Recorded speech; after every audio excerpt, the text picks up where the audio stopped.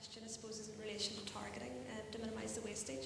Just how targeted can you go at this point in time in terms of customer segmentation, and is that to improve in the future? For example, can you specify with Google AdWords that you specifically want to target customers in Dundalk or customers in Drogheda, or is it just clumped up into Ireland as a whole? And is Northern Ireland distinct from the UK?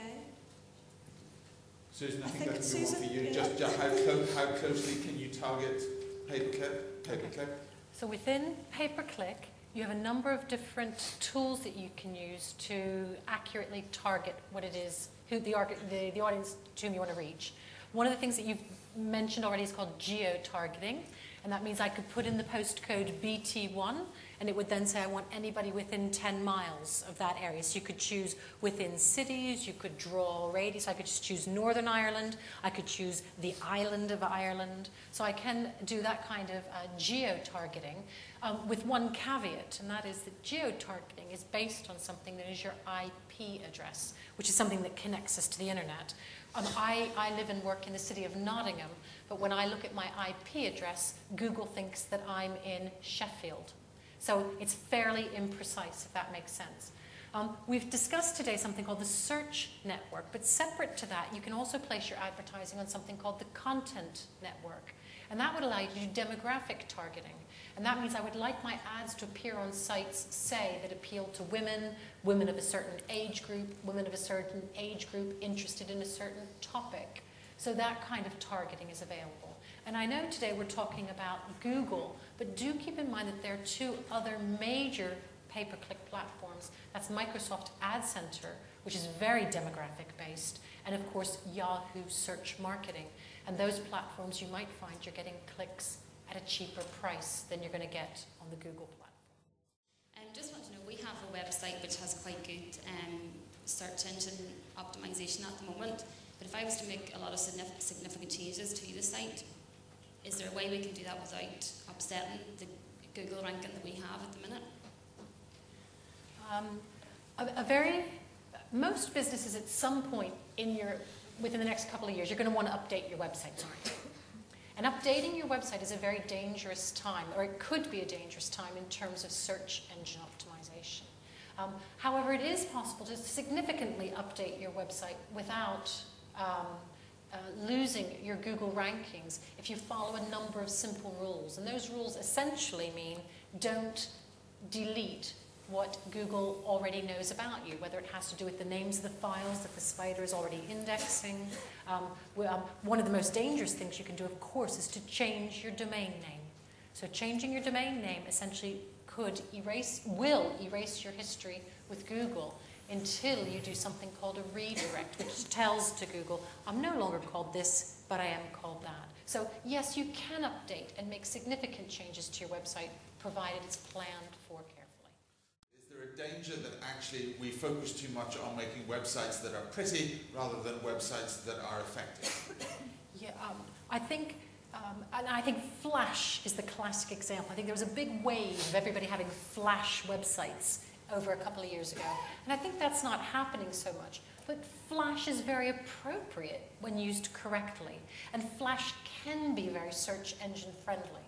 I think the bigger risk is that we're focusing so much on the search engine optimization, you're making cruddy sites that nobody wants to do business with you. And does that make sense?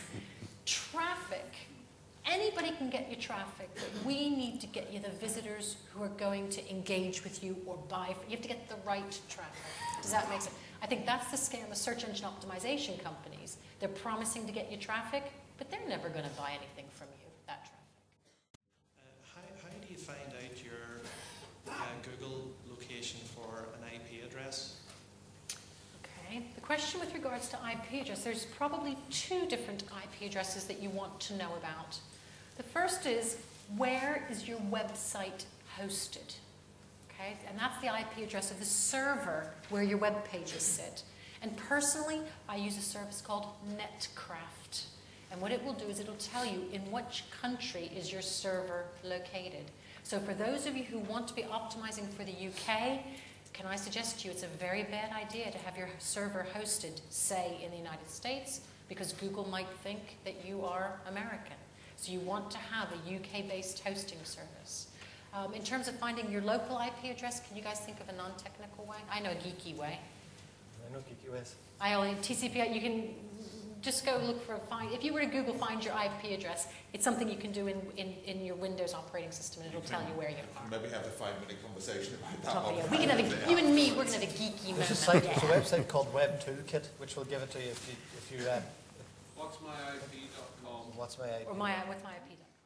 On your mentions there earlier about the Google Content Network, there seems to be a growing amount of information out there that claims, at least, that a lot of the click-throughs who come through that network are actually fraudulently generated.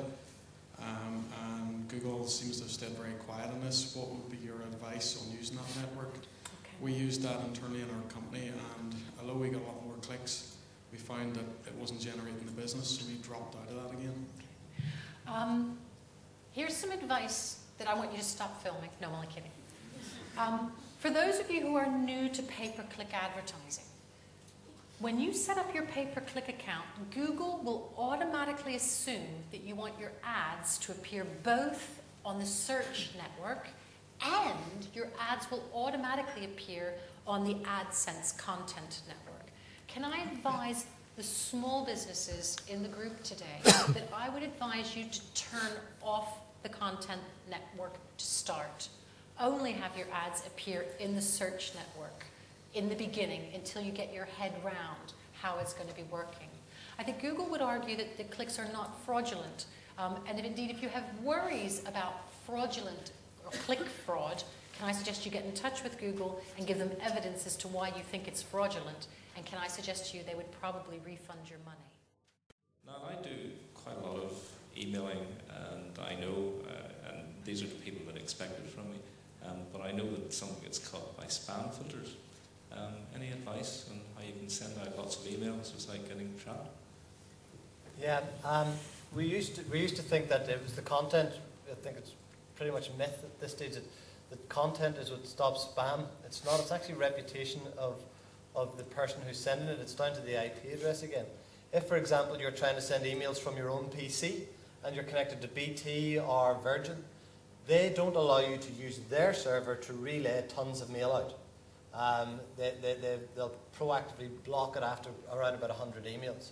So then you go to a third-party company, and the third-party companies, you upload your list onto their server, you add in your web page or whatever it is you want to email out, and you find that a lot of their emails then go into spam filters. And typically what you'll find is the lower the cost you're paying, the higher the likelihood is that these guys are not as reputable.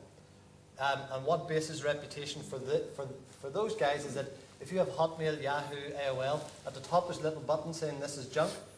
If their network gets reported frequently for junk emails, then the next email that comes from that network will be junked.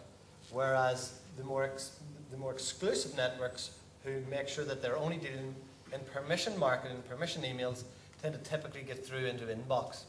So, and you'll find that you pay more of a premium for it, but you get better attention.